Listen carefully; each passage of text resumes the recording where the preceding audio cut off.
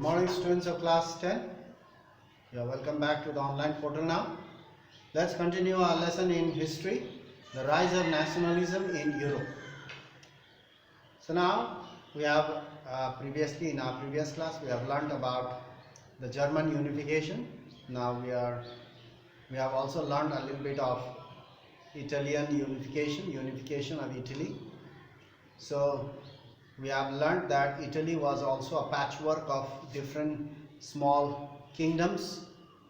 The northern part was ruled by Austria, the middle portion of Italy was ruled by the Pope, or you can say the Papal States, and the southern part of Italy was ruled by Spanish rulers, and they have to be driven out, and the small states have to be forged or united into a single union state that is called Italy. Many of the peasants in south, they never heard of the word Italy, Italia, or there they used to call Italia. They thought Italia is the name of King Victor Emmanuel's wife, because they were illiterate, they never knew anything about nation states. So now we'll talk about this, Italy unified. The failure. In 1830 we have talked about Giuseppe Mazzini.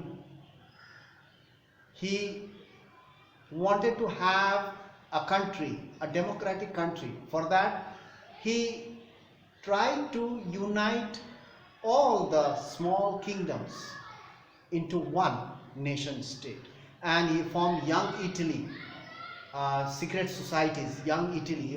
He formed all those things. But their uprising were unsuccessful because the small states were ruled by powerful kingdoms. Austria, Spain, they were powerful kingdoms. So they were unsuccessful many a times. So you can see that. The failure. The revolutionaries, they have tried very hard. Many times they tried to revolt. Many times they tried to unify Italy. But every time they failed. You can see the failure of revolutionary uprising many times, but these 2 years are the major ones. Uprising both in 1831 by Giuseppe Mazzini and 1848 by other revolutionaries, leaders. Both these years the revolution was failed. It was suppressed by the powerful kingdoms. These failures meant that now, how could they unify Italy now? Every time they failed, every time the revolt was suppressed, it meant that the task of unification of Italy now fell on Sardinia-Piedmont. Sardinia-Piedmont was the only one state ruled by Italian king Victor Emmanuel II. So, under its king, Sardinia-Piedmont only state ruled by Italian king. Other states were ruled by Austria, Papal States, popes, and Spanish rulers, Bourbon kings. So Sardinia-Piedmont took the responsibility of unification of Italy under its king Victor Emmanuel II. The king took the responsibility, and his chief minister. Through wars, they have to fight with powerful kingdoms. Then only the small patchwork can be united or forged. Chief Minister Cavour. Who is this Chief Minister Cavour? He is the chief minister of Victor Emmanuel II. Piedmont, Sardinia. From here, he is the chief minister of Sardinia. Cavour, name is a Cavour, who led the movement to unify the regions of Italy. Various regions of Italy has to be unified. So Cavour took the responsibility under Victor Emmanuel II. The regions of Italy was neither a revolutionary nor a democrat. He was not a democrat, he was not a revolutionary, but he was just a chief minister of Sardinia under Victor Emmanuel, King Victor Emmanuel. So, but one quality he had. What was that? Though he was an Italian, he spoke French very well. Cavour could speak French very, very well. So, through diplomatic alliances, he made friends, an agreement with French. So, through diplomatic alliance with France, he engineered the plan, made plans. He could speak French very well. He went to France and he talked to the king there, over there, and the king of France supported him. The king of France supplied armies and war materials, and Cavour succeeded in defeating the Austrian forces in the north in 1859. Under King Victor Emmanuel, the chief minister Cavour, with the help of French armies, they succeeded in defeating the Austrian forces in the north of Italy in 1859, and those states ruled by Austrian were annexed to Sardinia, Piedmont. Now Victor Emmanuel's kingdom became a little larger. Apart from regular army, now the leaders were also there, volunteers, revolutionaries were also there, not only the armies. Apart means excluding from regular army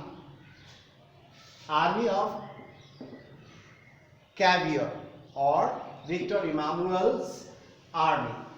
Apart from this regular army, a large number of volunteers, revolutionaries, a large number of volunteers under the leadership of Giuseppe Garibaldi. Giuseppe Garibaldi is an Italian. He is also a leader. Under this Giuseppe Garibaldi, volunteers joined the army to fight to liberate other Italian states. The revolutionaries under the leadership of Giuseppe Garibaldi, they joined the army and they tried to liberate other parts of Italy. They wanted to unify. So, in 1860, they marched into South Italy.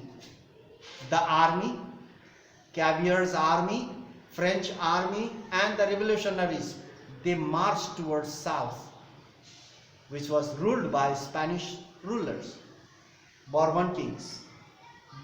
They marched into South Italy, and the local people also supported them, and the support of the local peasants in order to drive out the French rulers, or Spanish rulers, not French, I'm sorry. The local people were also fed up with the Spanish rulers. They wanted to throw out or send away the Spanish rulers, remove Spanish rule. So these peasants, local peasants, also supported the volunteers, Cavour, and the forces in order to drive out Spanish rulers, and they were successful in doing so. They were very much successful because volunteers were there, local people were there of South Italy, as well as Cavour's army, Victor Emmanuel's army, as well as French armies, combined forces. They were successful in driving out Spanish rulers. They were successful, and in 1861, Italy was unified. In 1861, Victor Emmanuel, who is the king of Sardinia, Piedmont, Italian king. In 1861, Victor Emmanuel II was proclaimed, announced the king of United Italy. He became the king of the United Italy, became a very big country now. So, during that meantime, Italy was unified. But here is one small story. While the volunteers moved into the South Italy and they talked about the freedom they talked about Italia unification. The local people could not understand what is Italia. They never heard of it. They thought that Italia must be the wife of Victor Emmanuel. They were uneducated. They did not knew anything about nationalism. They did not knew anything about Italia. The word Italia was new for them, and they thought that Italia was the name of Victor Emmanuel's wife, because the volunteers or Garibaldi must have said that we want to free Italia.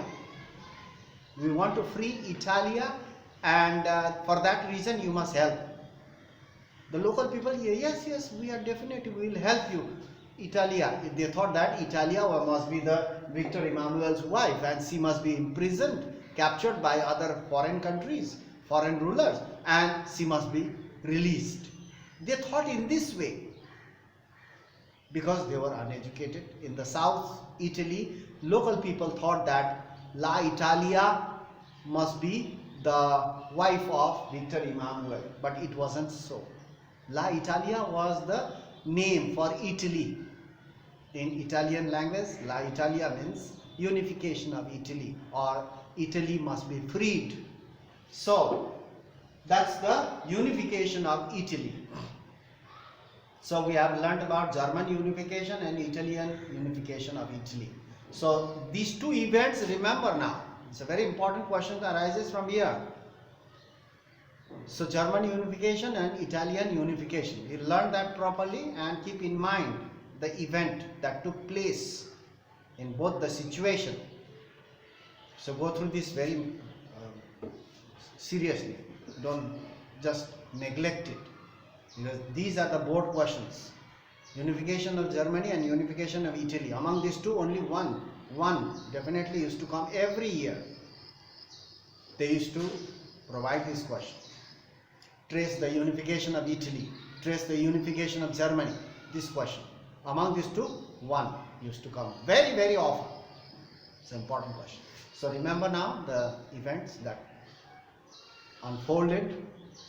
So we'll meet in the next class and talk about something more about this rise of nationalism in Europe. More are there, so we'll talk about it. That's all for today. Thank you for watching so attentively. You have paid much attention. Thank you very much, and for also being with me in this class. So thank you very much. We'll meet in the next class.